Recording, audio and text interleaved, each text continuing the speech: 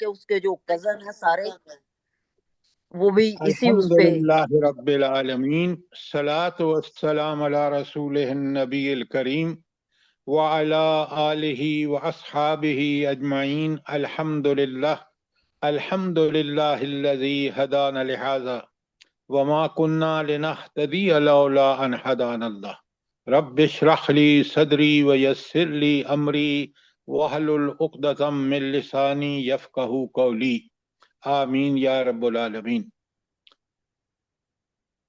ہم نے سورہ آل عمران شروع کر رکھی ہے، ساری سورہ نساء، اور اب جو آیات ہم پڑھ رہے ہیں 44 سے آن ورڈ، یہ کس کے بارے میں جلدی بتائیں؟ آیت 44 سے آن ورڈ جو آج ہم نے 40 کون سی پڑھنی ہے؟ آج ہم نے پڑھنی ہے آیت نمبر 47. تو بتائیں کہ یہ ہم کہاں کھڑے ہیں اور کہاں تک کیا سیکھا ہے اب تک، جلدی بتائیں.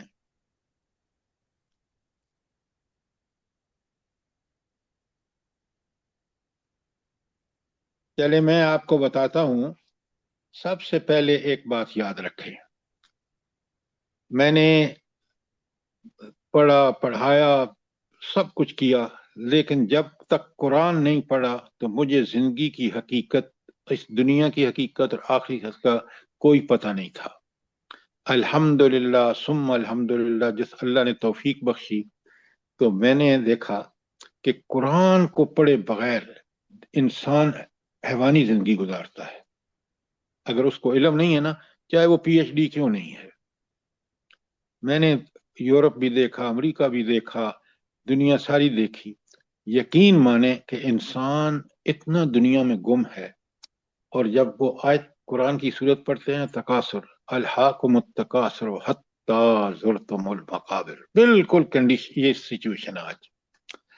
اور امت مسلمان کی بدبختی دیکھیں کہ قرآن محفوظ اللہ کی کتاب جس کی حفاظت کی اللہ تعالیٰ نے خود لی ہے، وہ آج ہمارے پاس، لیکن ہم گمراہیوں میں اتنے دور نکل گئے ہیں کہ ایسا لگتا ہے کہ کبھی شاید ہم واپس نہ آئیں. اللہ نہ معاف کرے. اور آج بھی واپس آنے کا واحد ذریعہ قرآن ہے، یاد رکھیں.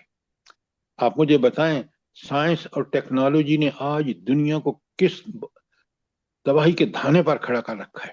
یہ جنگ جو نظر آ رہی ہے کہ خدا نہ خواستہ اگر یہ نیوکلیئر وار میں تک اور ورلڈ وار میں ہو گئی تو یہ دنیا کا آخر ہوگا، کیونکہ اس کے بعد پھر جو ہے وہ دجال کی آمد، حضرت عیسیٰ علیہ السلام کی آمد.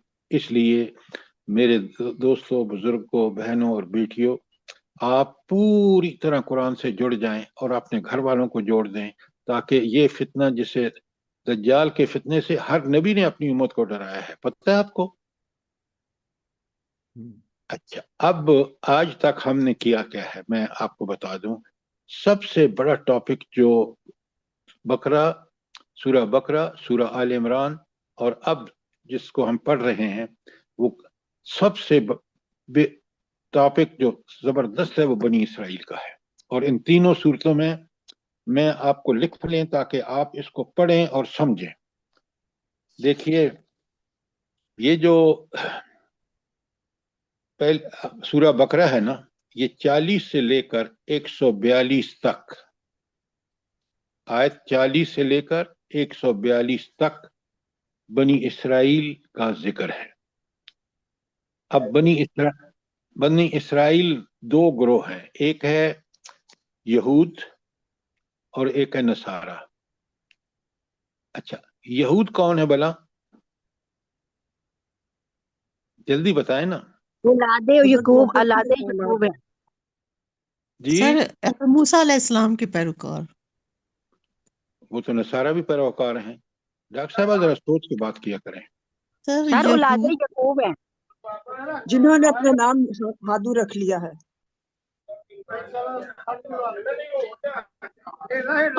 ان کے بیچ میں سے ایک بیٹا تھا جس کا نام یہودیہ تھا. ساری آپ نے رٹی رٹائی باتیں کر رہے ہیں. اصولی بات میں نے آپ سے سوال کیا ہے، اب میں جواب دیتا ہوں، آپ بتائیں. یہ ساری باتیں آپ کی پارشلی ٹھیک ہیں، ورنہ ٹوٹلی اس سوال کا جواب ہرگز نہیں ہے. یہودی بھی پہلے مسلم تھے، بعد میں یہودی بنے. اب بس کریں سعدیہ، میں جو بات بتا رہا ہوں آپ کو سنیں.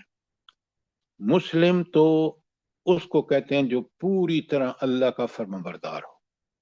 پہلے اپنے سوال کا جواب سن لیں. اور اگر ہم نبی کریم صلی اللہ علیہ وآلہ وسلم کی پوری طرح اس عملی نمونہ ہمارے سامنے رہتا ہے تو ہم مسلم ہیں، کیونکہ وہ اللہ کے سامنے پوری طرح جھکے ہوئے تھے. تو یہ تو ہے مسلم کا جواب. اور سارے انبیاء مسلم تھے، اور ان کے ماننے والے بھی، ان کو بھی مسلم ہونا چاہیے. کہ اللہ نے انبیاء بھیجے ہی اس لیے ہیں. کس لیے بھیجے ہیں؟ کہ تاکہ لوگوں کو بتائیں کہ تمہارا حاکمیت صرف اس کائنات میں اللہ کی ہے، چاہے دنیا ہو یا آخرت ہو.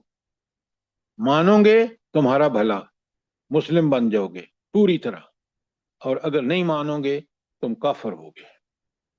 اب بات سمجھ آ گئی ہے سعدیہ؟ الحمدللہ سر. اچھا، اب آ جائیں.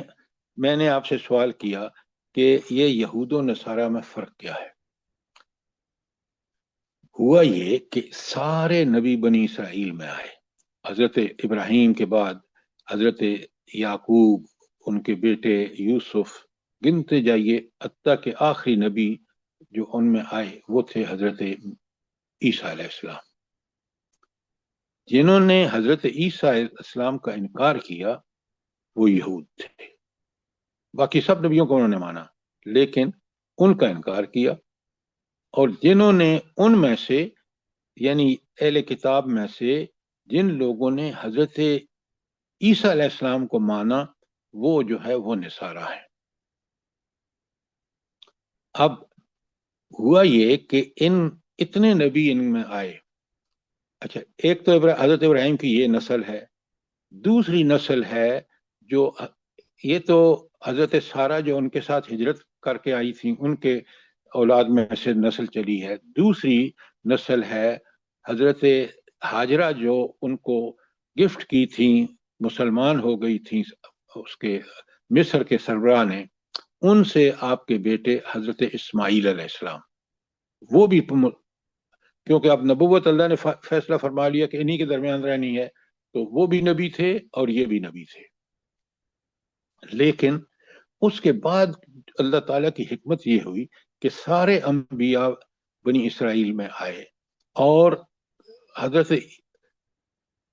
ان کے بعد جو ہے اپنا حضرت اسماعیل کے بعد کوئی بہت کم لوگ ملتے ہیں کہ ان کو نبوت ملی ہو اس حضرت اسماعیل کی نسل میں. لہذا یہ بالآخر بت پرست ہو گئے اور کعبۃ اللہ میں بت رکھ دیے. یہ کس کی اولاد تھی؟ حضرت اسماعیل کی. اچھا، اتنے نبی آئے لیکن انہوں نے انبیاء کو قتل تک کیا. یہ اتنا بڑا جرم ہے اللہ کے نزدیک کہ وہ نبی آئے تھے اصلاح کے لیے کہ ان کو دنیا اور آخرت کی اصلاح کا طریقہ بتائیں. انعامات اللہ کے کہاں ملیں گے؟ ان بدبختوں نے ان انبیاء کو جو ان سے کچھ بھی نہیں چاہتے تھے، صرف مخالفت تھی، تو یہ لادینیت پر چل رہے تھے. اللہ کے انبیاء نے آ کے بتایا کہ اللہ کو حاکم مانو، اس پر ایمان لاؤ. تو یہ جو لوگ تھے یہ اتنے جاہل، حالانکہ دیکھیں نا دینی امامت ان کے پاس تھی کیونکہ انبیاء ان میں آ رہے تھے، لیکن جب انہوں نے انتہا کر دی تو سورہ بقرہ ہی کی آیت 143 میں اللہ تعالیٰ نے فیصلہ کر دیا کہ ان کو معزول کرتے ہیں. اللہ نے فرمایا اور میں اب نبی کریم صلی اللہ علیہ وسلم کی امت کو دینی امامت میں فائز کرتا ہوں. اور 143 جو سورہ بقرہ ہے جہاں اللہ نے فیصلہ فرمایا، اس کے بعد سے کیا چیز ہے بلا؟ پوری سورہ بقرہ میں 143 کے بعد کیا ہے؟ امت مسلمہ کے لیے احکامات ہیں. جی سر. اگر امت مسلمہ ان احکامات پہ چلے گی اور ان پر کاربند ہوگی تو وہ رہے گی امامت پر، ورنہ اس کا حال بھی برا ہوگا جس طرح آج آپ دیکھ رہے ہیں. خود آج میں اور آپ اسی دور میں رہ گئے ہیں جہاں ہم نے دین وہ دین کو چھوڑ دیا ہے. اور میں کل آپ کو بتا چکا ہوں کہ مظاہر کیا ہیں دین کو چھوڑنے کے، ہجر قرآن کے، اور اس کے نتائج کیا ہیں وہ آپ کے سامنے ہیں. کتنی بدبختی ہے کہ قرآن کی اللہ نے اس لیے حفاظت لی کہ یہ قیامت تک محفوظ کر دیا، اور آج امت مسلمہ اس سے پیٹ پھیر رہی ہے جس میں اس کی ساری دنیا اور آخرت کی بھلائیاں موجود ہیں.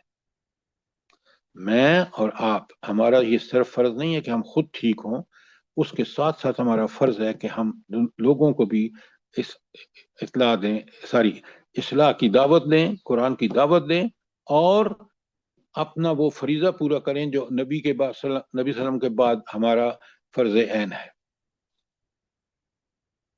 اچھا، اتنی بات کلیئر ہو گئی آپ کو؟ تو جی بڑی سر، الحمدللہ. جزاک اللہ جی خیر. سر.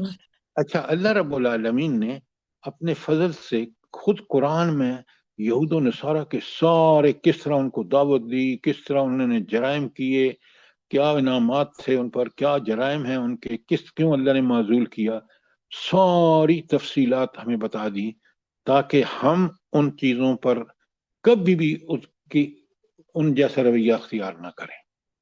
لیکن بالکل وہ نبی کریم صلی اللہ علیہ وسلم نے فرمایا نا کہ یہ تم بالکل ہر قدم وہی کو ایسے ہی اٹھاؤ گے جیسے بنی اسرائیل نے اٹھایا، اور ایک زمانہ آئے گا کہ تم بڑے گمراہ ہوگے. آج آپ کے اور میرے سامنے وہ ہے، مجھے آپ کو بیان کرنے کی ضرورت نہیں ہے. خدا کے بندو، سمجھیں اس بات کو. قیامت کے دن دیکھیں یہ دنیا بڑی عارضی ہے. آپ سوچیں، ہم اپنے آباء و اجداد کو دیکھ لیں کہ آج ان کا نام و نشان نہیں ہے، اور زندہ کرے گا اللہ تعالیٰ ان سب کو، ہمیں بھی، اور پھر حساب لے گا پائی پائی کا. وَمَن يَعْمَلْ مِثْقَالَ ذَرَّةٍ خَيْرًا يَرَهُ، ذرا برابر بھی عمل کیا ہوگا دیکھ لے گا. وَمَن يَعْمَلْ جو برائی کرے گا وہ بھی وہاں، ذرا برابر برائی کرے گا وہ بھی وہاں دیکھ لے گا. ومن يعمل مثقال ذرة شرا ذَرَّةٍ يره. شَرًّا يَرَهُ. اچھا، اب بڑے غور سے سنیں. کاش میں اور آپ سمجھیں کتنی عارضی ہے یہ دنیا، اور وہ دائمی، جہنم بھی دائمی اور جنت بھی دائمی. جنت کی نعمتیں بے مثال اور لازوال، اور جہنم اتنی شدید اذیت والی جگہ کہ جس کا تصور بھی ممکن نہیں. کیا ہم کون سے عقل کا کام کر رہے ہیں؟ اللہ نے تو اس کو مقرر کر دیا، موت آئے گی، پھر برزخ ہوگا، برزخ کے بعد آپ کا زندہ کا اللہ تعالیٰ زندہ فرمائیں گے، پھر آپ جمع ہوں گے اس میں اپنے میدان حشر میں، حساب و کتاب ہوگا، اور پھر فیصلہ ہوگا. اب اس کو اگر نیگلیکٹ کریں گے تو آپ دنیا میں جو مرضی کر لیں، چند روزہ ہے. آخرت دائمی اور ابدی ہے، بے مثال اور لازوال ہے. اللہ تعالیٰ مجھے بھی اور آپ کو اسی کی توفیق عطا فرمائے کہ ہم دنیا میں اللہ کو راضی کر لیں، تاکہ اللہ کی تائید اور نصرت دنیا میں بھی ہو جو آج مسلمانوں کے پاس نہیں ہے. آپ دیکھیں، اللہ نے قرآن میں کہا کہ یہ یہود و نصارہ تمہارے اور میرے بھی دشمن ہیں. تو اللہ کے دشمنوں کے پیچھے چلو گے تو تم یہیں پہنچو گے جیسے آج پہنچ چکے ہیں.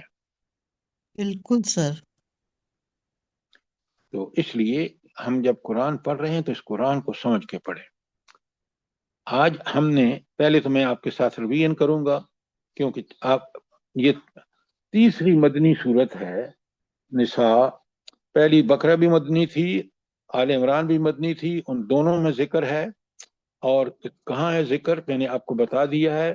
آل عمران میں لکھ لیں، یہ 34 سے 100 تک، آیت 34 سے لے کر آیت 100 تک بنی اسرائیل کا ذکر ہے، اور خاص کر نصارہ کا. وہ جو بقرہ میں ہے وہ اس میں خاص کر یہود سر فہرست ہیں، بیچ بیچ میں ذکر آیا ان کا، اور بعض آیات مسلمانوں کے لیے بھی ہیں لیکن وہ وارننگ کے لیے ہیں. اور اب آج ہم سورہ نساء جو 4 کے آخر یا 5 کے شروع میں نازل ہوئی ہے، اس میں آیت 44 سے 44 سے لے کر اب شروع ہو کر ہے، اور آج ہم پڑھیں گے پھر اسی قصے کو۔ کوئی سوال ہو آپ کا؟ ورنہ السلام علیکم میں سر۔ وعلیکم السلام ورحمۃ اللہ۔ سر میں پوچھنا چاہ رہی تھی، جیسے آپ نے بتایا نا کہ یہ جن لوگوں نے حضرت عیسیٰ علیہ السلام کو تسلیم کیا تو ان کو وہ نصارہ ہیں، تو ان میں سے کچھ لوگ ایسے بھی تھے ان سے یہ موجودہ یا ان سے پہلے لوگ جو تورات کو بھی مانتے تھے یہود کی طرح، یا اس سے انکاری تھے یہ لوگ؟ بات سنیں، یہ دیکھیں، قرآن کے طالب علم کو پتہ ہونا چاہیے کہ یہ نصارہ سارے انبیاء کو مانتے تھے۔ انہوں نے غلطی کیا کی کہ انہوں نے نبی کریم صلی اللہ علیہ وآلہ وسلم کو ان میں سے بعض نے مانا، بعض نے نہیں مانا۔ اب بات سمجھ آ گئی ہے؟ جی سر، الحمدللہ، جزاک اللہ۔ اچھا، اب ہم چلتے ہیں۔ آج کل ہم نے پڑھی تھی آیت 43 سے شروع کرنا ہے۔ 43 سے شروع کرنا ہے، بالکل آپ نے ٹھیک کہا۔ اچھا، 43 میں اللہ تعالیٰ کہتے ہیں، یہ بتاتے ہیں کہ یا ایھا الذین آمنوا، بسم اللہ الرحمن الرحیم، یا ایھا الذین آمنوا لا تقربوا الصلاۃ وانتم سکارى، نشے کی حالت میں تم نے نماز نہیں پڑھنی، نماز کے قریب بھی نہ جاؤ کہ اگر تم نشے کی حالت میں ہو۔ اچھا، اب ذرا مجھے یہاں ایک آپ دیکھیں، عقل دی ہے، آپ سوچیں اللہ تعالیٰ نے کیوں منع کیا نشے کی حالت میں نماز نہ پڑھو؟ کیوں؟ عقل نشے کی معاف حالت ہو میں پتہ ہی جاتی نہیں ہے لگتا، سر، سمجھ نہیں لگ آتی پتہ ہی بات نہیں کیا لگتا ہے۔ کیا کریں۔ آپ سنیں، الفاظ جو ہے میری وہ کچھ کے کچھ بات نکلنا غور سے شروع۔ سنیں، بات غور سے سنیں۔ آپ نے بالکل ٹھیک کہا کہ تم عقل معاف ہو جاتی ہے اور تم سمجھتے نہیں ہو۔ اب میں نماز پڑھ رہا ہوں اور مجھے بالکل نہ نماز کی تسبیحات کا پتہ ہے، نہ مجھے نماز کے معنی آتے ہیں، میں ایک رٹا رٹائی پوری زندگی، تو اللہ اس نماز کو قبول کرے گا؟ بتائیں، جلدی بتائیں۔ جی نہیں سر، سر ایسے جی، ہی ہوتا ہے، اکثر ایسے ہی ہوتا ہے کہ نہیں، یہاں کہیں اور میرے نماز۔ سوال کا جواب دیں کہ وہ نماز جو ہم نے بغیر سوچے سمجھے پڑھی، یا اللہ نے منع کر دیا شراب کی وجہ سے اگر ہو، یا آپ ہوش میں ہوں اور آپ معنی نہ سمجھ رہے ہوں، مجھے یہ بتائیں، خدا کے لیے سمجھیں کہ سورہ فاتحہ پورے قرآن کا نچوڑ ہے، پورے قرآن۔ اچھا، اب میں آپ کو بتاتا ہوں کیوں نچوڑ ہے۔ دیکھیں، پورا قرآن جو ہے وہ توحید، رسالت اور آخرت، پورا قرآن ہے۔ کیوں؟ ہمارے اعمال ٹھیک ہوں گے تو آخرت میں کامیاب ہوں گے، اعمال نبی کریم صلی اللہ علیہ وسلم کے مطابق ہوں گے تو ہمارا رسالت پر ایمان ہے، اللہ کا حکم پہ چلیں گے تو اللہ پر، یہ ساری آیت مڑ جوڑ کے اس پر آتی ہیں، تینوں چیزوں پر۔ پہلی ساری الحمدللہ رب العالمین الرحمن الرحیم مالک یوم الدین ایاک نعبد و ایاک نستعین، یہ ساری آیات جو ہیں یہ توحید پر ہیں پہلے۔ اچھا، مالک یوم الدین کا مطلب کیا ہے بھلا؟ یہ کس کے بارے میں ہے؟ آخرت کے بارے میں ہے۔ اچھا، اهدنا الصراط المستقیم صراط الذین انعمت علیہم، یہ کس کے بارے میں ہے؟ سر جی ان صراط لوگوں کے بارے مستقیم میں جو جن انبیاء، صدیقین، شہداء اور صالحین کے۔ رسولوں کے بارے میں، رسالت کے بارے میں۔ تو آپ نے دیکھا کہ تینوں مضمون سورہ آل عمران کی، سورہ فاتحہ کی 7 آیتوں میں آ گئے ہیں۔ اب میں سمجھ کے بغیر نماز پڑھ رہا ہوں، اللہ نے 5 وقت فرض کی ہے، 5 وقت جب میں سمجھ کے نماز پڑھوں گا، آپ یقین مانیں، پہلے نمبر پہ نمبر 1، اللہ تعالیٰ مجھے وہ طاقت اور قدرت کہ میں اس کی عبادت ایاک نعبد کا فریضہ اس وقت ادا کروں گا جب میں نماز کو سمجھ کے پڑھا۔ میں اللہ ہی سے دعا مانگوں گا، ہر قسم کی استعانت، کیوں کہ وہی طاقت قدرت رکھتا ہے، باقی کسی کے پاس کوئی طاقت قدرت نہیں ہے جتنی اس کے پاس ہے۔ سوچ کے پڑھیں، سمجھ کے پڑھیں. یہ نماز پانچ، اللہ کہتے ہیں، کل میں نے تفصیل سے بتایا کہ ان الصلاۃ تنہی عن الفحشاء والمنکر. یہ اس شخص کو روکتی ہے جو شخص سمجھ کے پڑھتا ہے، اقامت صلاۃ کرتا ہے. وہ کل میں نے لکھوائے ہیں آپ کو کہ ظاہری آداب کیا ہیں، باطنی آداب کیا ہیں. تو اس آیت میں یہ جو 43 میں نے آپ کے سامنے پڑھی ہے، اس میں صاف بتایا ہے کہ نماز کی اقامت کو یقینی بنائیں. نہ شراب پئیں، نہ بات کو بغیر سوچے سمجھے زبان سے پڑھ رہے ہیں اور سمجھ رہے ہیں کہ میرا تو فرض ادا ہو گیا. بھائی اگر آپ کی نماز آپ کو بے حیائی اور برائی سے نہیں روکتی تو آپ کی نماز نہیں ہے نماز. اور آج دیکھیں کہ مسلمان کس قدر اس بے حیائی اور فحاشی اور عریانی میں ملوث ہیں. آپ کا ٹی وی ہو، ریڈیو ہو، آپ کا موبائل ہو، آپ کا لیپ ٹاپ ہو، بھری پڑی ہیں گندگی. اس کے تو ہم شوقین ہیں. اس قرآن کو چھوڑ دیا جس نے ہمیں دنیا اور آخرت کی بھلائیاں دینی تھی. اچھا، یہ تو میں نے آپ کو کل بتایا. اور پھر اسی آیت میں آگے چل کے اللہ تعالیٰ نے فرمایا کہ میں نے تمہیں، اگر تم بیمار ہو یا سفر پہ ہو، پانی نہیں مل رہا، تو پھر کیا کرو؟ تیمم کر لیں. یہ کہ نماز کسی حال میں بھی معاف نہیں ہے، سوائے اس کے کہ آپ دیوانگی کے دورے پڑھ رہے ہوں اور آپ کا عقل معاف ہو جائے کسی مرض کی وجہ سے. لیکن اس کے علاوہ چھوٹا بڑا، امیر غریب، کالا گورا، سب پہ نماز مومنوں پہ فرض ہے. اور اگر پورا دین، بڑے غور سے سنیں جو بات میں کہہ رہا ہوں، میں بالکل تجربے کی بات کہہ رہا ہوں، کہ پورا دین آسان ہے اس شخص کے لیے جو نماز قائم کرتا ہے، اور دین پہاڑ ہے اس شخص کے لیے جس پہ چڑھنا ناممکن ہے اگر وہ نماز نہیں پڑھتا. کیوں؟ نماز کی اقامت اللہ تعالیٰ آپ کو ساری طاقت، قدرت، ہمت دے دیں گے کہ آپ اٹھیں گے. حتیٰ کہ آپ رات کو تہجد کے لیے اٹھیں گے، اللہ تعالیٰ ایسی طاقت آپ کو عطا فرمائے گا. اب مجھے بتائیں کہ اس نماز کو ہم بے سوچے سمجھے جو لوگ پڑھ رہے ہیں یا قرآن کو بغیر سمجھے پڑھ رہے ہیں، کہاں سے ہدایت ملے گی ان کو؟ حالات آج آپ دیکھ رہے ہیں کتنے دگرگوں ہیں. پیٹرول کی قیمت دیکھ لیں، اس سے ہر چیز کی قیمت بڑھے گی. اور میں آپ کو بتاؤں کہ میں تو بڑا عمر بڑی ہے، میں نے وہ وقت دیکھا ہے جب ہم، آج آپ سے 1 روپیہ نہیں لیتا مانگنے والا، ہمارے پاس 16 آنے ہوتے تھے 1 روپے کے، اور اگر 1-2 آنے جیب میں ہوتے تھے تو ہم ہر چیز خرید سکتے تھے. آج وہ 2 آنے کسی کام کے نہیں ہیں. یہ حال ہے مہنگائی کا. اچھا، اور میں نے آپ کو بتایا تھا کہ تیمم کے 2 طریقے ہیں. ایک تو یہ ہے کہ پہلے ہاتھ مٹی پر، پاک مٹی پر مار کر، اور آپ منہ پر پھیر کر پھر دونوں ہاتھوں پر کونیوں تک پھیر لیں.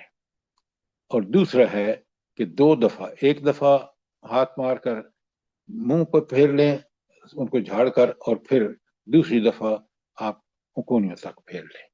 بات سمجھ آ گئی؟ جی سر، جزاک اللہ خیر. اچھا، تیمم اس لیے کہ نماز معاف نہیں ہے. گاڑی چل رہی ہے، آپ پہنچنا ہے، آپ اتر نہیں سکتے، آپ تیمم کریں گاڑی میں ہی، اور گاڑی جس قدر بھی منہ کر رہی ہے آپ نماز پڑھیں.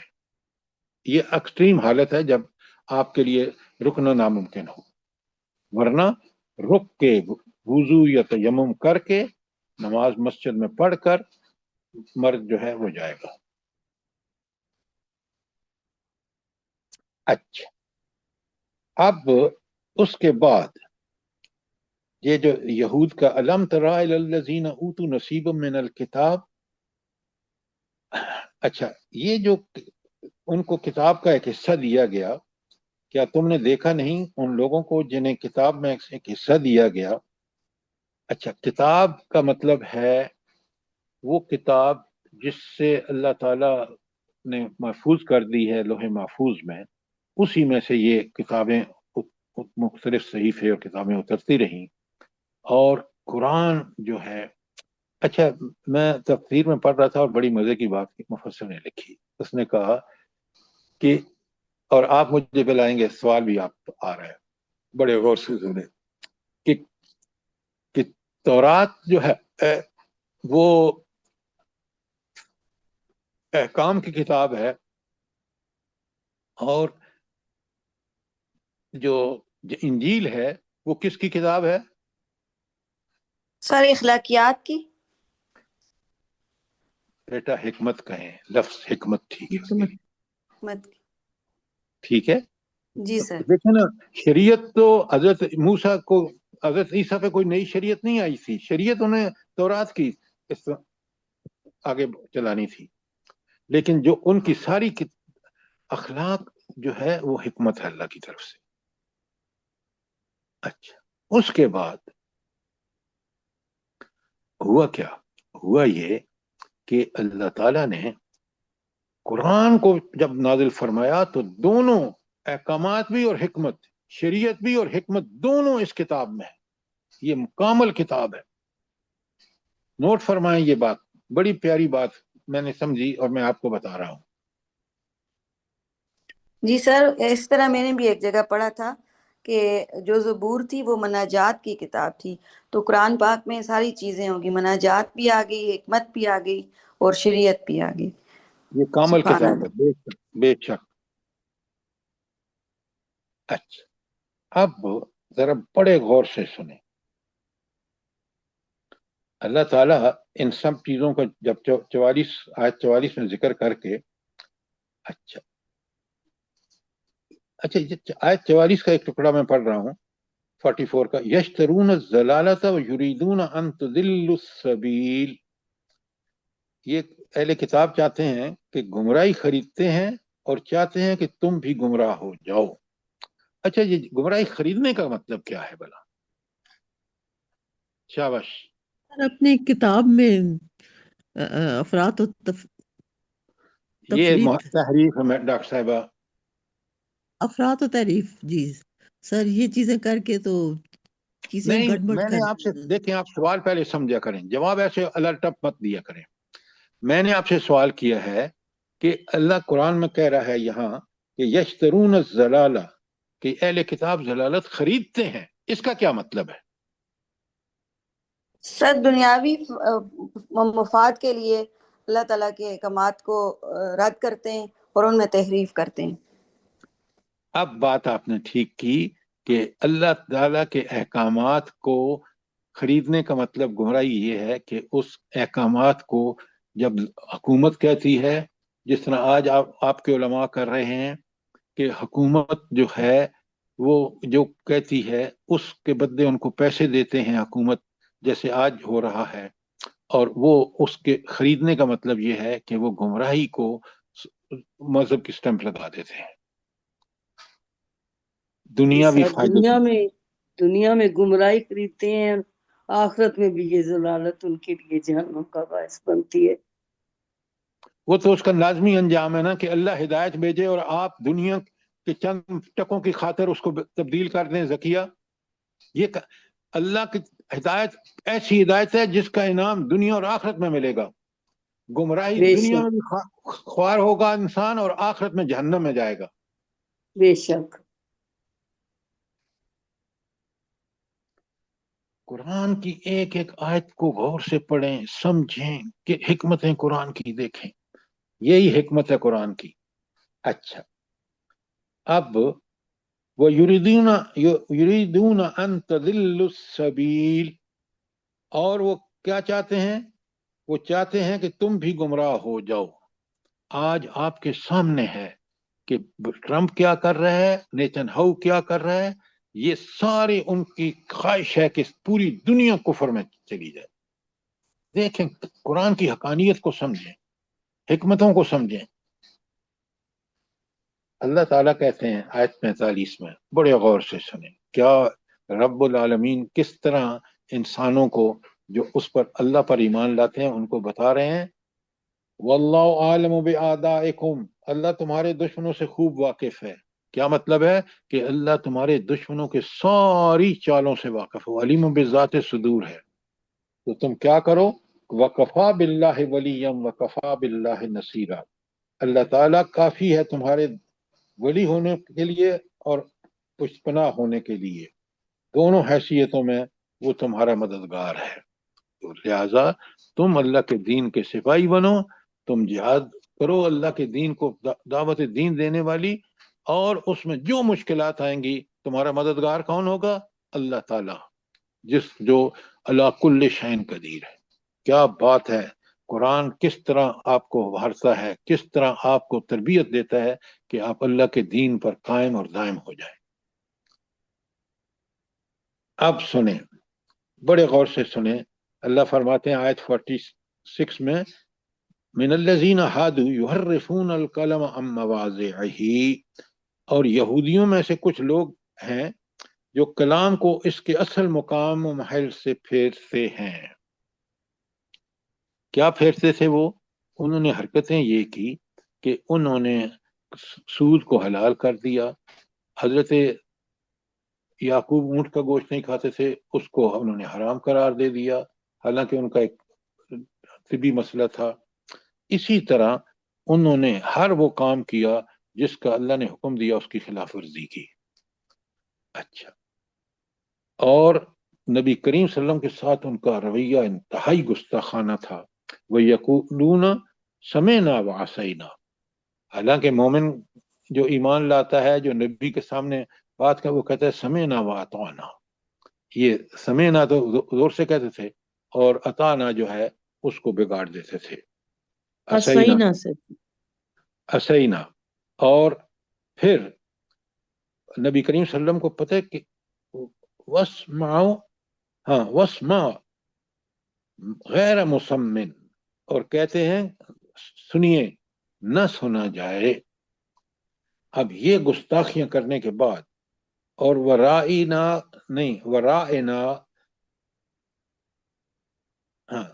لیم بألسنتہم، اور کہتے تھے رائنا اپنی زبانوں کو موڑ کر. میں نے بتایا نا، رائنا کا مطلب ہے ہماری طرف نظر کیجئے، ہمیں دیکھیے. اور رائنا جب ای اس کو بڑھا دیتے ہیں یا ذرا زور سے کہتے ہیں تو اس کا مطلب ہے اے ہمارے چروائے. اچھا، اس کے بعد اللہ تعالیٰ کہتے ہیں آیت 46 میں ہی وَطَعْنَا فِي الدِّينِ، اور دین میں تان کرنے کے لیے. اچھا، اب مجھے ایک بات بتائیں کہ یہاں اوپر تو ساری باتیں نبی کریم صلی اللہ علیہ وسلم کے خلاف کرتے تھے، لیکن اللہ تعالیٰ یہ کہہ رہے ہیں کہ یہ سارا کچھ کرنے کا مقصد ان کا یہ تھا کہ وہ دین میں تان کریں. اس کا کیا مطلب ہے؟ جلدی بتائیں.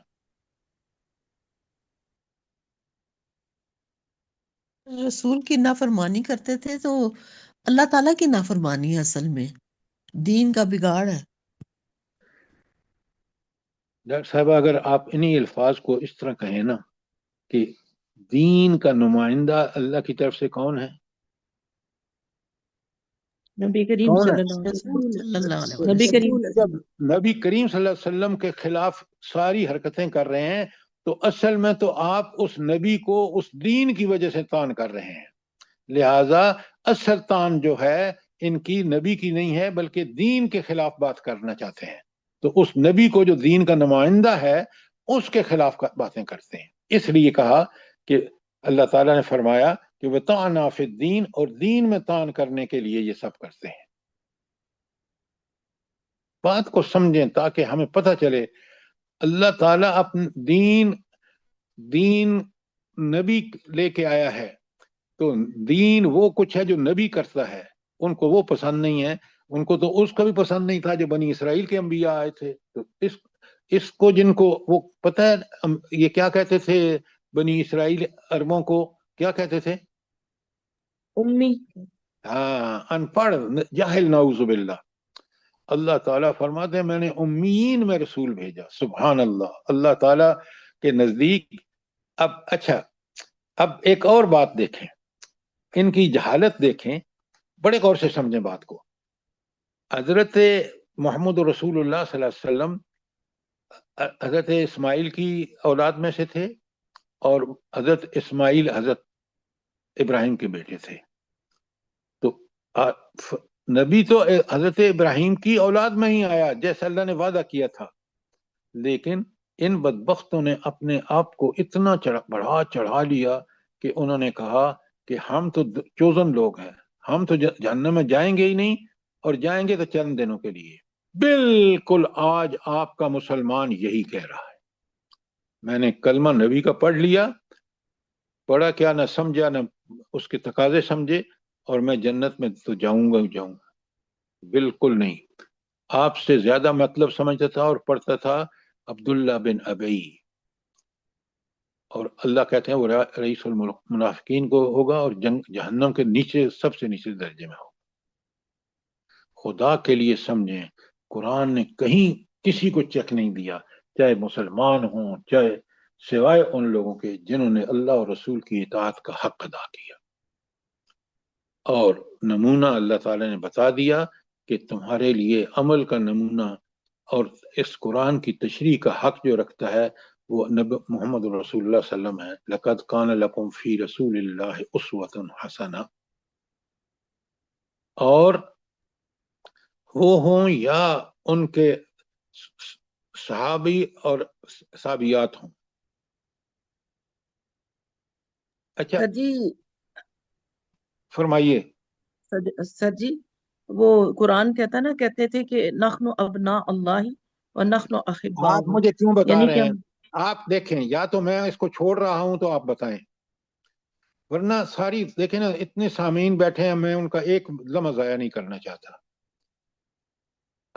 یہ صرف یہی نہیں کہتے تھے، وہ کہتے تھے ہم تو بڑے چوزن لوگ ہیں، اللہ کے بہت ہی چنیدہ لوگ ہیں، اور ہمیں جہنم میں نہیں آگ نہیں چھوئے گی.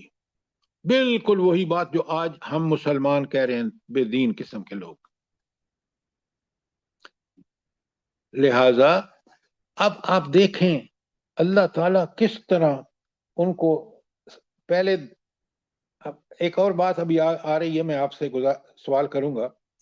تو اللہ تعالیٰ فرماتے ہیں لو انہم قالوا سمعنا واطعنا واسمع وانظرنا لکان خیر لہم واقوم.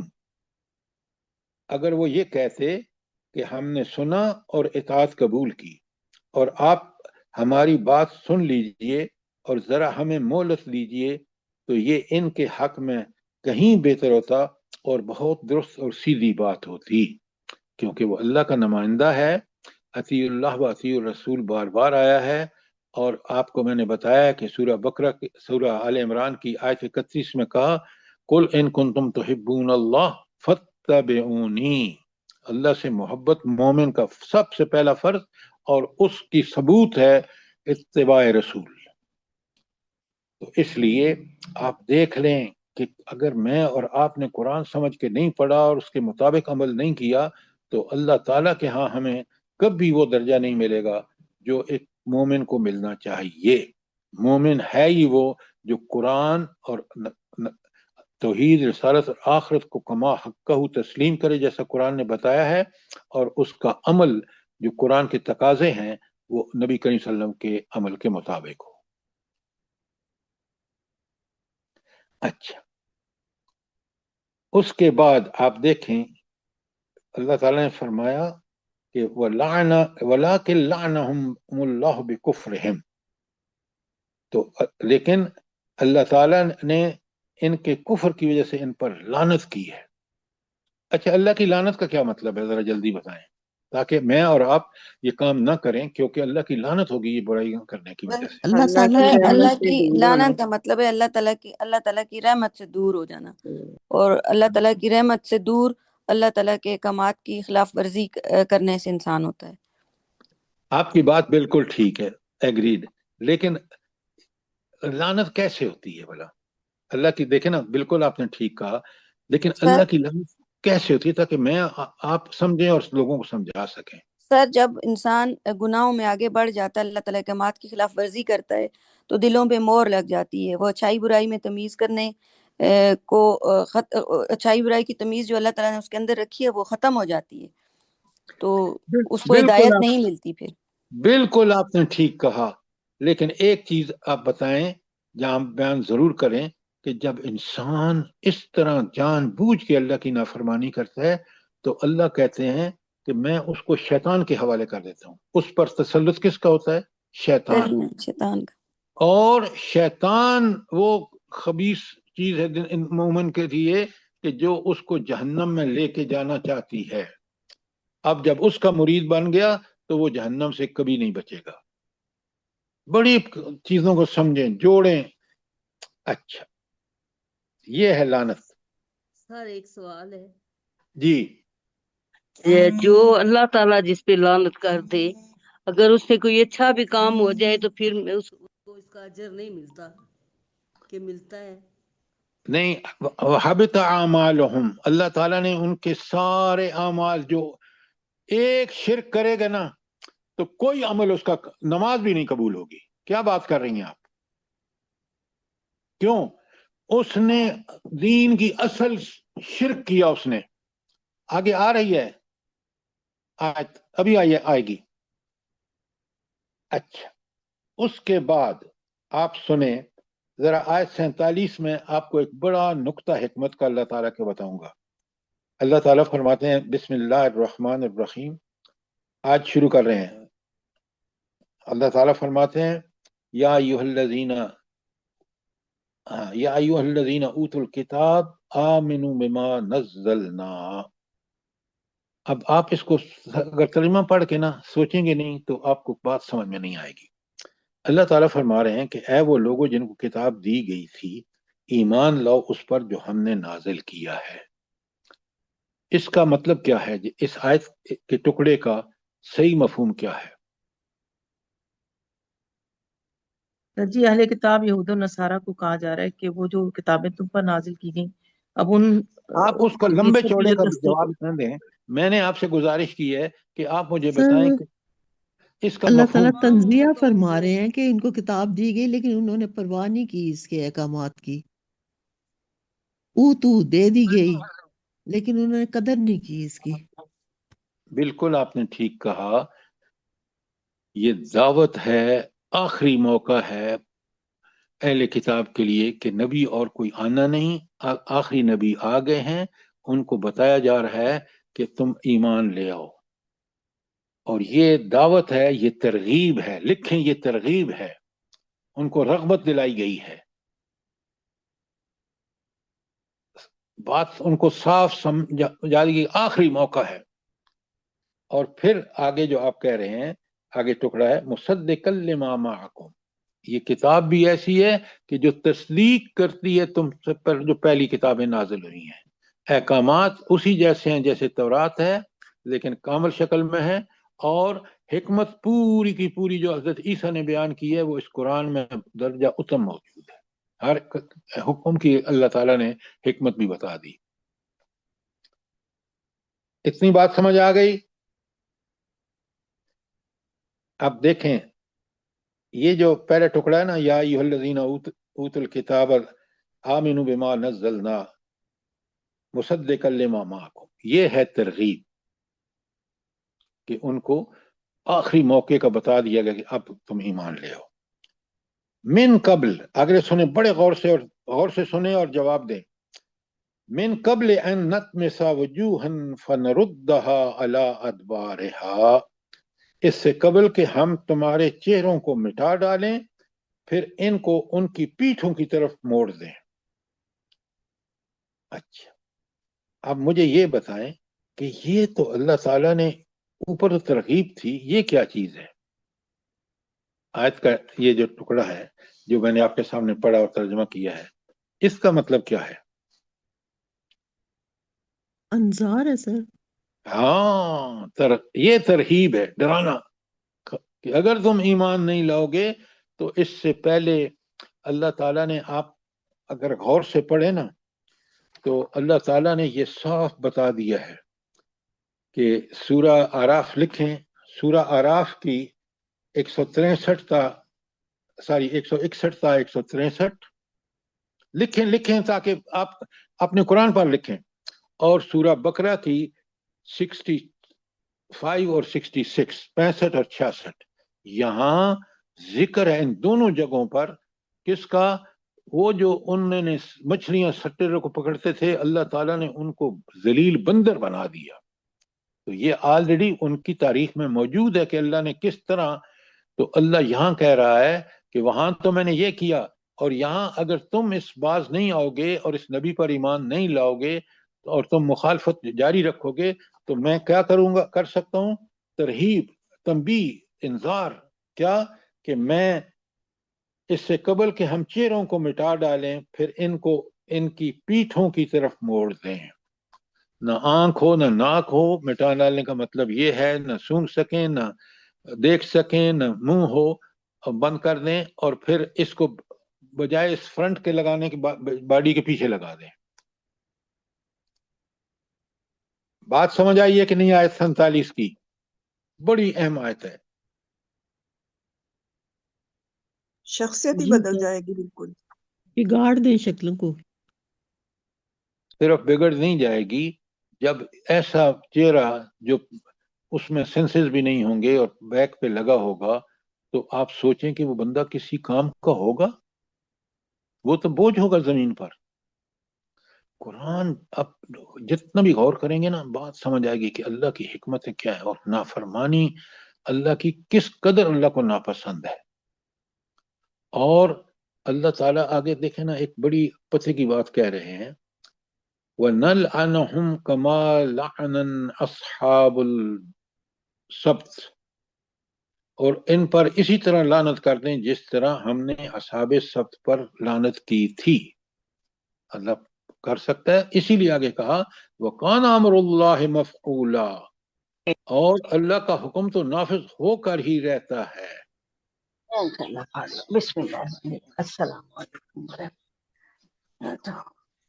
अच्छा, अब मुझे ये बताएं कि ये अल्लाह क्यों कह रहा है वकान अमरुल्लाह मफऊला, अल्लाह का हुक्म तो नाफिज होकर ही रहता है,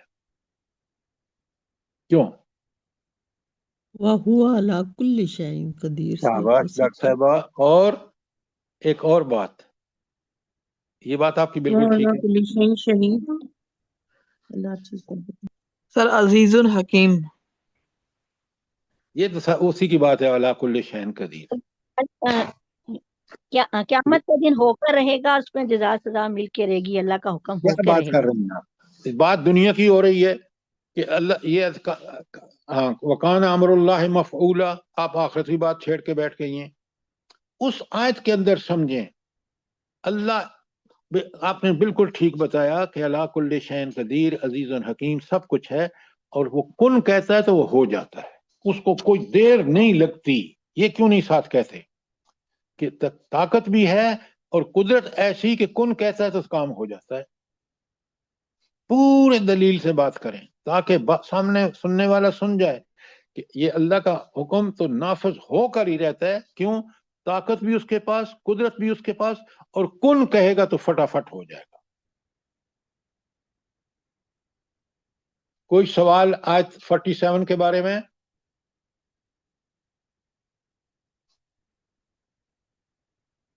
कोई सवाल नहीं है?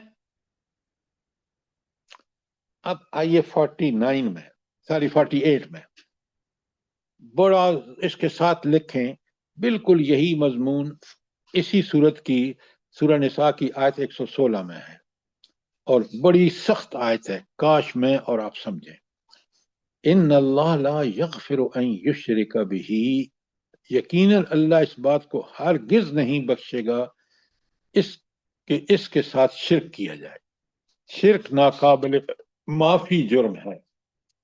सिर्फ एक सूरत में माफ हो सकता है, वो क्या है जल्दी बताएं?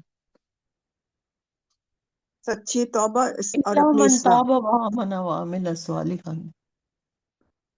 डॉक्टर साहब आयत मत पढ़ें, जैसे हमारी बहन बता रही हैं कि उसका सिर्फ एक ही तरीका है। जब मैंने एक ही तरीका पूछा है, वही तरीका है, उसके अलावा कोई तरीका नहीं है कि हम सच्ची तौबा करके, तौबत नसूह करके, फिर शिर्क का कोई शायबा न रहे अमल में, अपनी इस्लाह कर लें। इसके अलावा कोई तरीका नहीं है। اور جو توبہ کیے بغیر اپنی اصلاح کیے بغیر مر گیا اس کو تو بخشنے کا سوال ہی نہیں پیدا ہوتا. آیت نے کہہ دیا. آپ دیکھ رہے ہیں 48 میں, اور یہی بات 16 میں ہے, ان اللہ لا یغفر ان یشرک بہ ویغفر ما دون ذلک لمن یشاء. وہاں بھی بخشش کی شرط کیا ہے کہ جس کو اللہ چاہے گا. اب آپ فوراً یہ چیزیں سمجھیں, اللہ کی چاہت کبھی غلط نہیں ہو سکتی. کہ غلط چاہت جو ہے, غلط خواہش جو ہے وہ گمراہی ہے, اور سبحان اللہ, اللہ ہر چیز سے پاک ہے, گمراہیوں سے, کمزوریوں سے, ہر قسم کی. تو لہذا بندے ہوشیار ہو جا. آج ہم دیکھیں, آپ دیکھیں کہ اللہ کا تعالیٰ فرماتے ہیں وما یحکم بما انزل اللہ فاولئک هم الکافرون. وہ کافر ہیں جو اللہ کے نازل کردہ حکم کے. آپ کی ساری عدالتیں, ہائی کورٹ, جسٹ, دوسری کورٹ, سپریم کورٹ, دنیا کی کوئی عدالت ہو, شریعت کے مطابق فیصلے کر رہی ہے کہ نہیں کر رہی ہے؟ نہیں کر رہی, بتائیں مجھے. بالکل بھی نہیں تھا. قرآن کہتا ہے کہ سارے کے سارے کافر ہیں, جنہوں نے اصلاح کو تسلیم کر کے اس کے نیچے زندگی گزارے ہیں, اور وہ فیصلہ کرنے والے یہ کورٹس سارے کے سارے کافر ہیں. کتنی بڑی اللہ تعالیٰ کی نافرمانی, سرکشی اور بغاوت ہے کہ ملک لیا اسلام کے لیے اور قرآن کی ہدایت کا ذریعہ ہے ہی نہیں, گائیڈنس قرآن سے لے ہی نہیں رہے, ہم طاغوت کا قانون نافذ کر رہے ہیں. سوچیں کتنی سخت آیت ہے. اور اللہ کہتے ہیں آگے سنیں اسی آیت میں نیکسٹ ٹکڑا جو ہے, وَمَن یشرک باللہ, جس کسی نے شرک کیا, فقد افترا اسم عظیما, تو اس نے بہت بڑے گناہ کا ارتکاب کیا, بہت بڑے گناہ کا افترا کیا. افترا کہتے ہیں جھوٹ باندھنا, کہ بات ہو ہی نہ, اس کا وجود ہی نہ ہو, اور آپ کہیں کہ یہ بات ہوئی ہے. اب آپ دیکھ لیں کہ ہم کہتے ہیں, کافر اس وقت کیا کہتے تھے مکے کے, بھئی ہم تو اپنے باپ دادا کے نقش قدم پہ چلیں گے. اور اللہ پوچھتا ہے کہ کیا تمہارے باپ دادا اگر چاہے بے وقوف ہوں تو بھی یہی کرو گے؟ اور وہ بے وقوف تھے اس لیے کہ وہ ہدایت اللہ سے, انبیاء سے حاصل نہیں کر رہے تھے. قرآن کو میں اور آپ جتنا سمجھیں کہ پڑھیں گے نا, غور و فکر کریں گے, یقین مانیں میں اور آپ اللہ تعالیٰ کی ہر حکم کی پابندی کا اور بڑھ کر ہم جذبہ پیدا ہوگا, اور ہم اس کو کر کے چھوڑیں گے. کیوں؟ ہمیں روز بروز پتہ چلتا ہے کہ اس احکامات پر من و ان عمل کرنے کا کتنا بڑا فائدہ ہے جو میں اور آپ اپنے اندر فیل کر سکتے ہیں. اچھا, ابھی یہود کا ذکر چل رہا ہے. اب میں نے آپ کو بتایا بقرہ میں کہاں ہے, نساء میں کہاں, ساری آل عمران میں کہاں ہے, اور نساء میں ہم پڑھ رہے ہیں. اللہ فرماتے ہیں, وہ پڑھ چکے ہیں. اللہ فرماتے ہیں الم تر الی الذین یزکون انفسہم, کیا تم نے ان لوگوں کو نہیں دیکھا جو اپنے آپ کو بڑا پاکیزہ ٹھہراتے ہیں. دیکھیں نا, یہی کہنا کہ بھئی ہم تو جہنم میں جائیں گے نہیں, اللہ کے چاہتے ہیں, اللہ ضرور ہمیں اس سے بڑی اللہ تعالیٰ کے حکم کی خلاف ورزی کیا ہو سکتی ہے, اور اس سے بڑی اپنے آپ کو پاکیزہ کہنے کی بات کیا ہو سکتی ہے. صرف یہی نہیں, وہ کہتے ہیں ہم تو اللہ کے بیٹے ہیں, نعوذ باللہ, اتنے پیارے ہیں جتنا بیٹا پیار ہوتا ہے, تو ہم تو اللہ کے محبوب ہیں. او بھائی, اللہ کے محبوب کی تعریف بتا دی سورہ آل عمران کی 31 میں. ہاں قل ان کنتم تحبون اللہ فاتبعونی, تو جو نبی کریم صلی اللہ علیہ وسلم کی اتباع کرے گا وہ اللہ کا محبوب ہے, اللہ اس سے پیار کرتا ہے. یہ کیسے بن گئے ہیں؟ قرآن کمال کی بات آگے کرتا ہے. اچھا, قرآن کہتا ہے بل اللہ یزکی من یشاء, یہ تو اللہ ہی ہے جو لوگوں کو پاکیزہ کرتا ہے جس کو چاہتا ہے. اچھا, اب مجھے یہ بتائیں کہ اس اللہ تعالیٰ نے کیا صورت بیان کی ہے کہ میں اور آپ پاکیزہ بن سکتے ہیں؟ کیسے بنتے ہیں؟ جلدی بتائیں.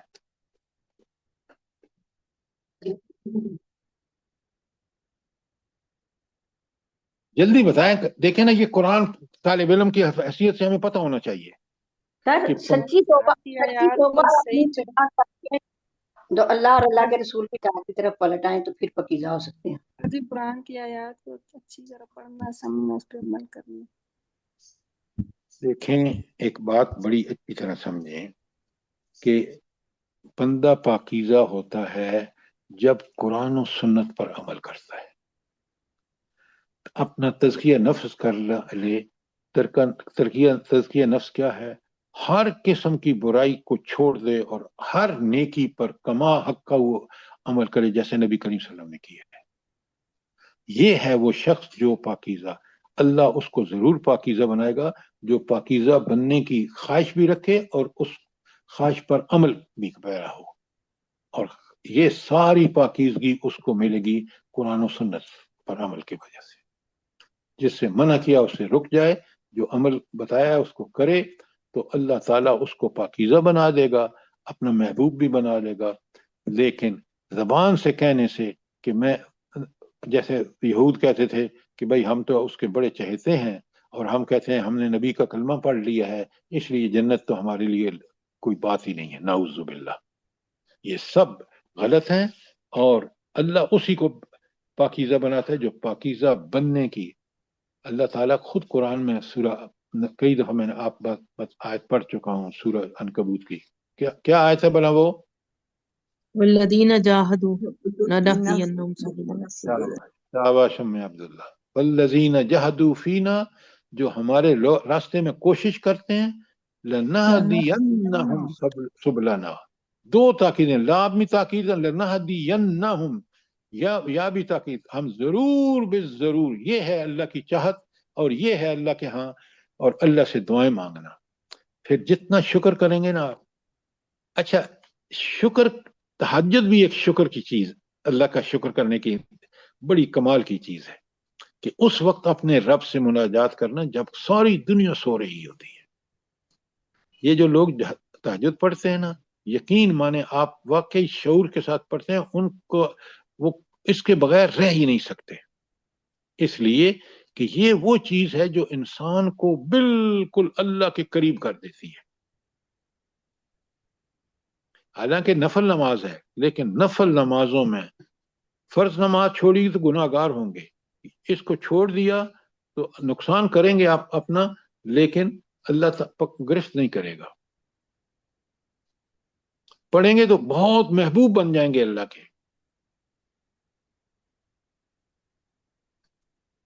بات سمجھ آئی کہ نہیں آئی؟ جلدی بتائیں. سر جب پڑھیں تو اپنے دل کو بڑا سکون ملتا ہے، نہ پڑھیں تو بے چینی رہتی ہے. یہ اصل بات یہ ہے کہ اس وقت کو ضائع کر دینا، سوتے رہنا. اب دیکھیں نا، قرآن اذان میں بھی آپ سنتے ہیں الصلاۃ خیر من النوم، نماز نیند سے بہتر ہے. تو یقیناً نہ پڑھنے سے، جیسے آپ نے فرمایا، صرف بے اطمینانی نہیں، ایسا لگتا ہے کہ یار میں نے کوئی بہت ہی بڑی غلطی کر دی ہے آج، سارا دن سر ایسا. جی سر جی. اچھا، اب ہم چلتے ہیں، یہ آیت 49 تھی. اچھا، یہ اللہ نے کیوں کہا آخر میں وَلَا يُظْلِمُونَ فَتِيلًا، اور اللہ ذرا برابر ظلم نہیں کرتے. پتہ ہے فتیلہ یہ کیا چیز ہوتی ہے؟ جلدی بتائیں. سر کھجور کے گٹھلی کے گھڑے برابر اور جھلی برابر. جی، کھجور کی گٹلی پر جو دھاگا سا نکلا ہوتا ہے، فتیل اس کو کہا. یہ گٹھلی کو مت کہیں، گٹھلی کے اندر وہ ایسا جس کو کبھی آپ نے لائق اتنا ہی نہیں سمجھا، اتنا باریک ہوتا ہے. اللہ کہتے ہیں میں اتنا بھی ظلم کسی پر نہیں کرتا. کیوں یہ اللہ تعالیٰ نے کیوں فرمایا؟ جلدی بتائیں. آپ کے پاس کیا دلیل ہے؟ سر اللہ تعالیٰ سبحان اللہ، اللہ تعالیٰ کی صفت ہے، تو اللہ تعالیٰ میں کوئی خرابی ہے ہی نہیں، کوئی ایسی برائی، ایسی چیز ہو ہی نہیں سکتی، تو وہ کیسے کسی پہ ظلم کریں گے؟ शाबाश कि अल्लाह ताला जब खुद कहते हैं और अल्लाह सुभान अल्लाह हम रोज पढ़ते हैं, इसका मतलब यह है कि अल्लाह जुल्म करना तो बहुत बड़ा नक्स है। अल्लाह कहते हैं मैं इतना भी जुल्म नहीं करता जितना फतीला होता है। अच्छा, अब आज हम पहुंच गए हैं आयत 50 तक। कोई सवाल हो आपका इससे पहले जो आयत 49 तक हमने किया है? देखें कितनी अहम सूरा है। आपने शुरू में देखा, मैं कल फिर आपके सामने एक क्विक खुलासा 1-2 मिनट का रखूंगा कि ये सूरत कितनी अहम है। अल्लाह ताला मुझे भी और आपको भी कुरान पढ़ने, समझने, समझकर गौर व फिक्र करने और उस पर कमा हक़्क़हू अमल करने जिस तरह नबी करीम सल्लल्लाहु अलैहि वसल्लम ने किया है, उसकी तौफीक अता फरमाए। आमीन सुम्मा आमीन। रब्बना तकब्बल मिन्ना इन्नका अंतस समीउल अलीम व तुब अलैना इन्नका अंतत तव्वाबुर रहीम। जज़ाकल्लाह। आमीन सुम्मा आमीन। सर इसी तरह अल्लाह पाक हम लोगों को सबको तौफीक दे, जैसे आप समझाते हैं समझने की और अमल की तौफीक दे, ताकि हम लोग अपनी जिंदगियों को अल्लाह की रजा के मुताबिक चलने की करें और माफ कर दे हम लोगों से कोई भी जो भी गलतियां होती हैं। सर गलतियों के पुतले हैं हम लोग जितने भी तौबा करें कम है, बस उसके आगे झुकें और उससे माफी मांगें। अल्लाह पाक जो बीमार है उनको अपनी रहमतों से सेहत तंदुरुस्ती वाली जिंदगी दे, और जो इस दुनिया से चले गए हैं उनकी मगफिरत करे, और ये जो हालात बिगड़े हुए हैं उन पे ईरान की मदद फरमाए, उनके लिए आसानियां करे और सारी दुनिया के लिए आसानियां करे परवरदिगार। और हम लोग ये इतने हालात खराब हो चुके हैं सर, सबक सीखना चाहिए कि जिंदगी की घड़ियों का कुछ पता नहीं है किस वक्त क़यामत बर्पा हो जाए। अल्लाह पाक